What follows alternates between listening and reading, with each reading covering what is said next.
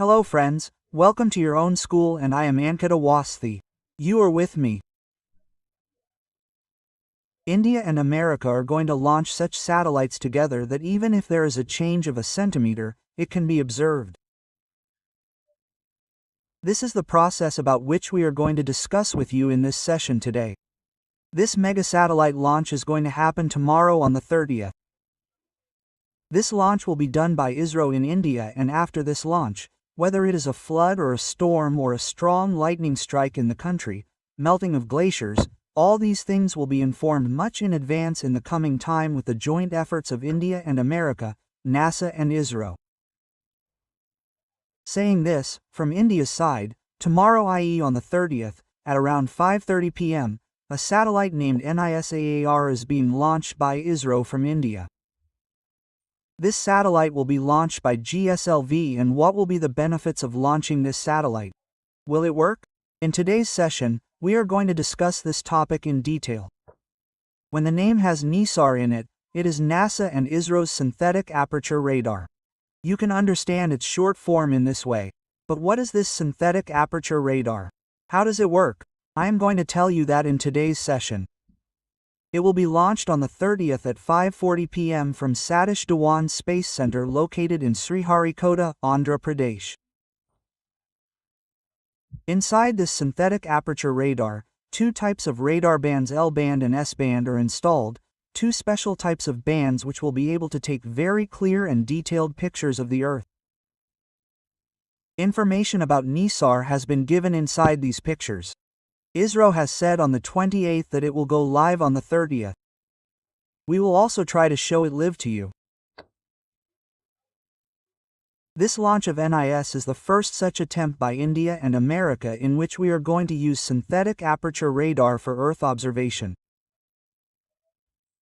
This is an Earth observation satellite. I will give you all its technical details in today's session. How will it work? Where will it work? What will it do? Are there synthetic apertures? How are they? We will talk about all these things in this. Just get some basic information in the beginning that NISAR, weighing about 2,300 kilograms, is inside it. It is being released through a satellite. A rocket named GSLV F-16 will release it. This was first discussed between NASA and ISRO in 2014, and now you are in 2025. After 11 years you are able to send it. Okay?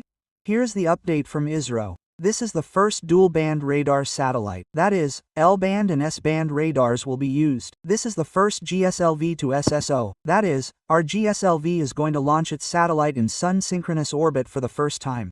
This is the third attempt when ISRO and NASA are jointly launching an Earth observation satellite. According to the information provided by ISRO to NASA, this is America and India's one mission to watch Earth. That is, to see the Earth. I will tell you the specialty of this mission. How all these things happened in today's session. I am going to put all the things in front of you one by one. The pictures that you are seeing right now are ISRO's pictures. The preparations are complete by ISRO. This machine, that is, this satellite, has been duly loaded on GSLV. Now it is waiting to be launched. The pictures that you are seeing, this long thing that you see, is a rocket. GSLV F-16 is mounted on it, which is the synthetic aperture radar NISAR. This will be launched and will be launched in low Earth orbit, about 750 kilometers from the surface of the Earth. But it will be left in sun-synchronous orbit. Okay, now we will start discussing all its details one by one. What is sun-synchronous orbit? Let us understand all the details a little. What is the story? Now let us go into details. What is it? First of all, ISRO and NASA are sending something together. It has been named synthetic aperture radar. Its work will be that it will take very good pictures of the Earth. Now you will ask, if you want to take pictures, then there are many ways to take pictures. Fly a drone. You can take pictures by flying a drone. No, the drone will have its own limit. How far will you fly it? How much fuel will you put in it? All this is a difficult task in itself. But if you have to go around the whole Earth, that too without spending fuel, then you will have to go to such a place where gravity does not bother you much. You just have to give fuel to the engine, and that too will be used till launch.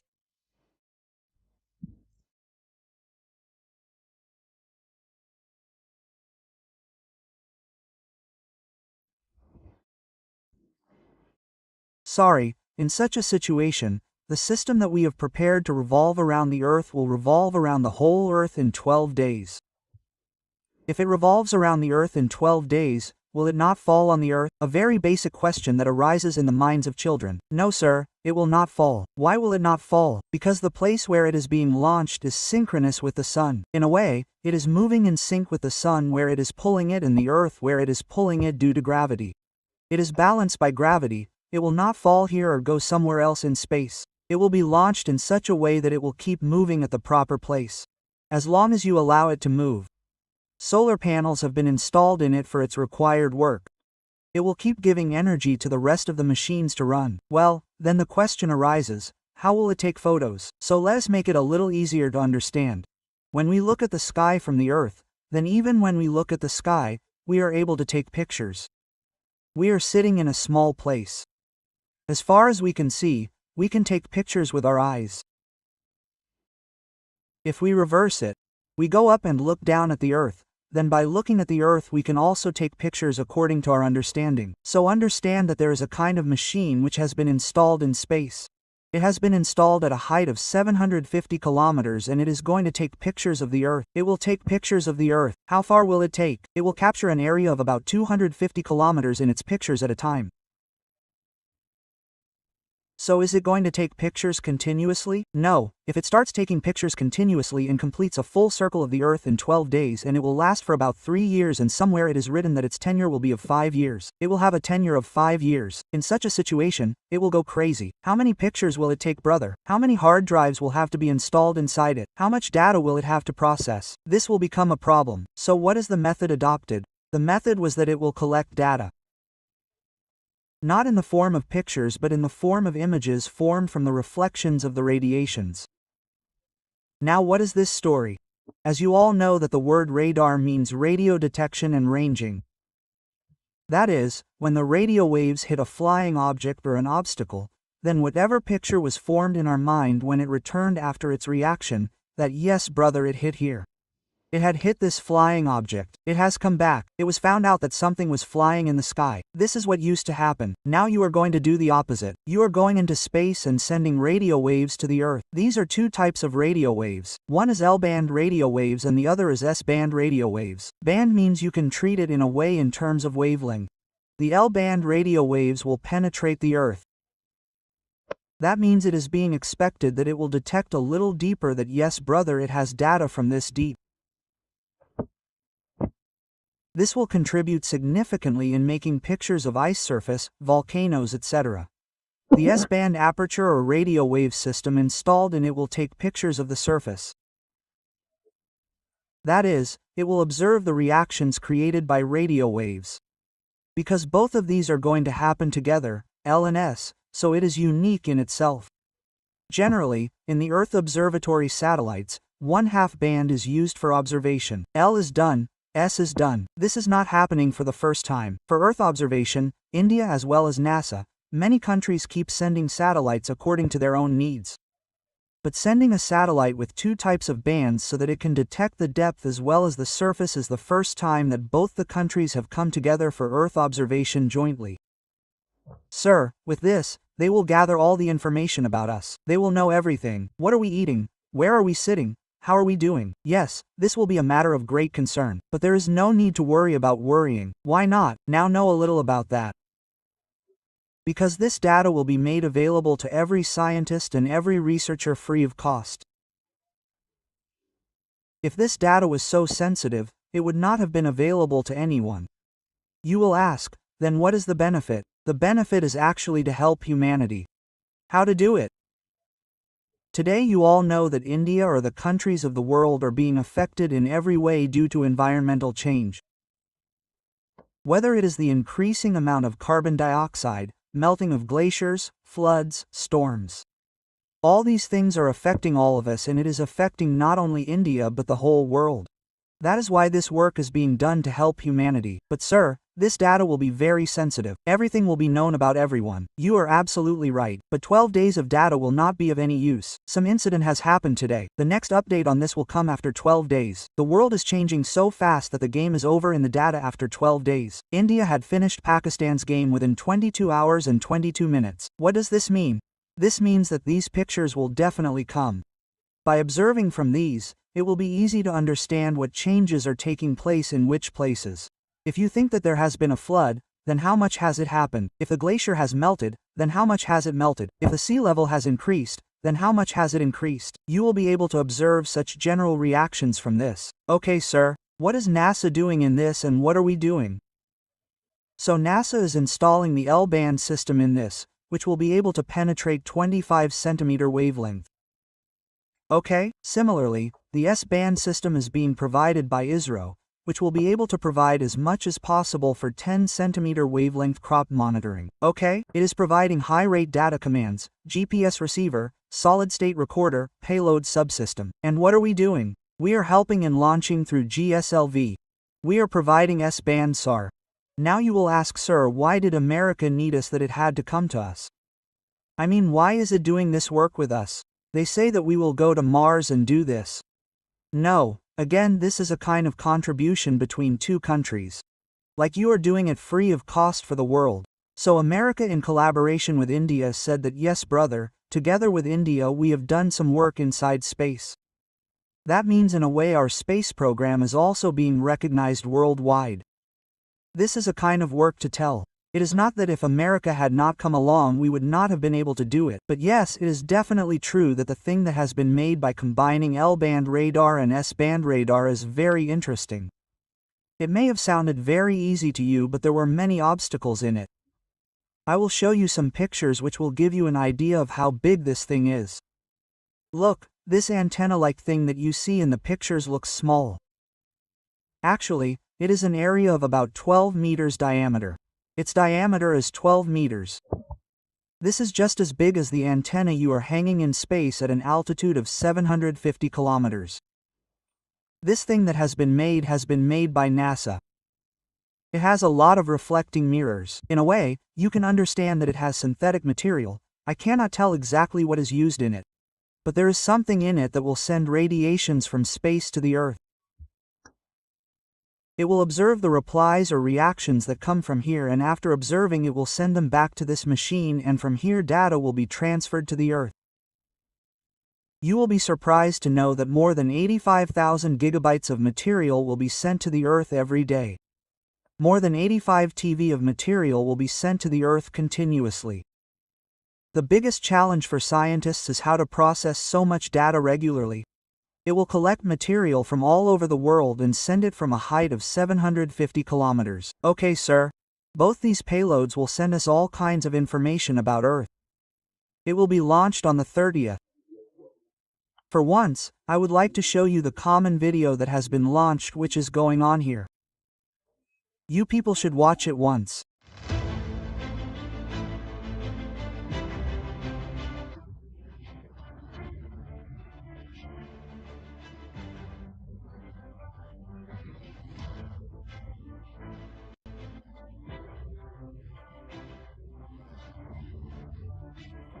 In an era where climate change dominates global discourse, humanity faces increasing variability to natural disasters. To address the mounting challenges, NISAR and ISRO have joined forces in an extraordinary collaboration to launch the ISRO Synthetic Aperture Radar Satellite. This groundbreaking low Earth orbit ALIEO observatory promises to revolutionize the way we understand our dynamic planet-equipped state-of-the-art L and S-band synthetic aperture radar SAR systems will use the sweep technique to take high-resolution images across the surface. Incredible map of the entire globe, offering unprecedented consistency. Special and T-mission transforming glacial and monitoring agricultural landscapes to analyze cyclic shifts and managing disaster response. It will be among the scientists. Perhaps from this you must have understood how big this system is being sent and for what purpose it is going to be used.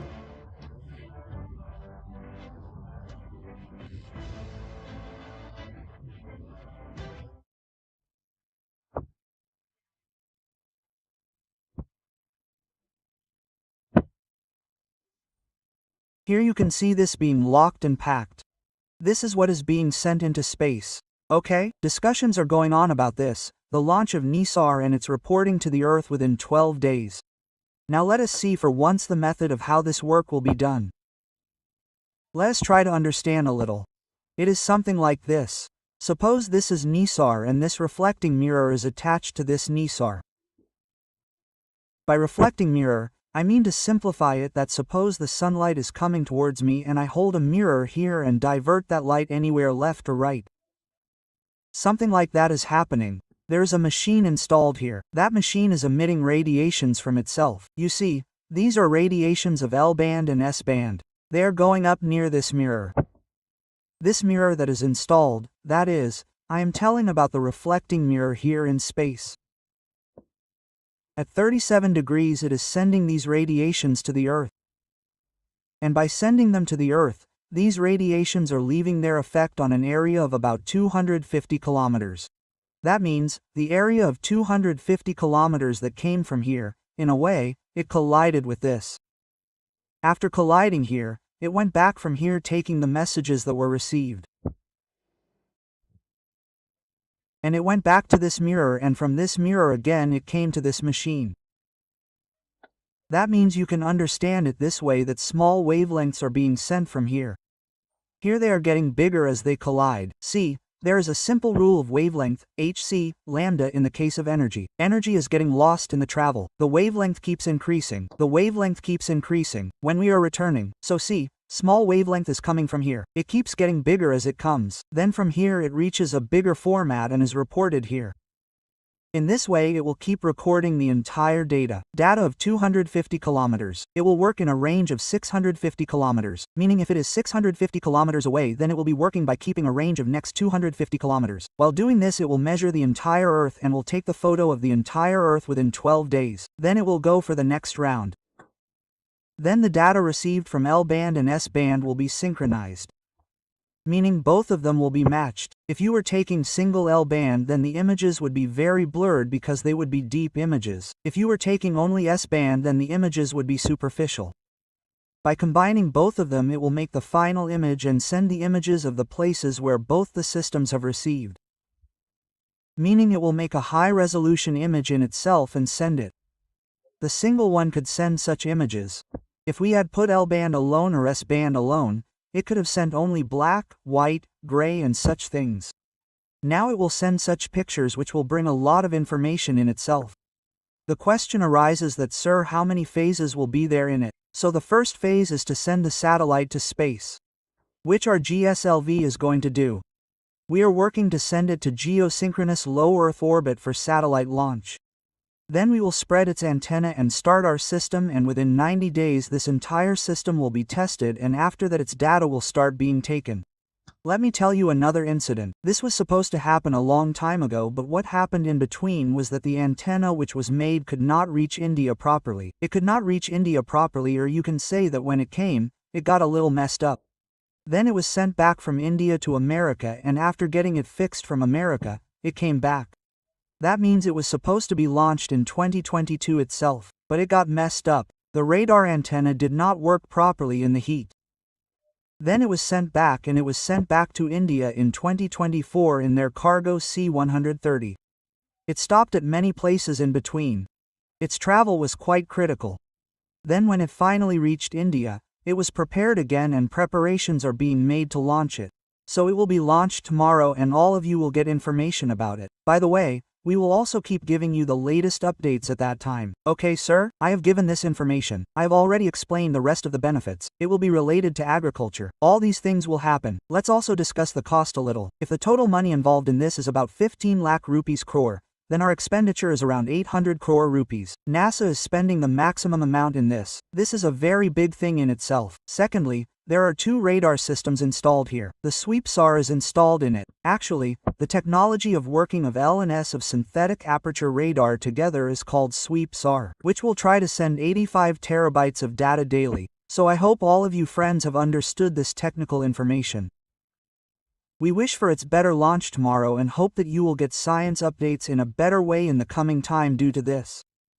That's all for now. Take care of yourself. Rest. I have pinned a YouTube link in the comment box. If you are from Rajasthan, then for the analysis of Rajasthan news, we have pinned a link in the comment box for you.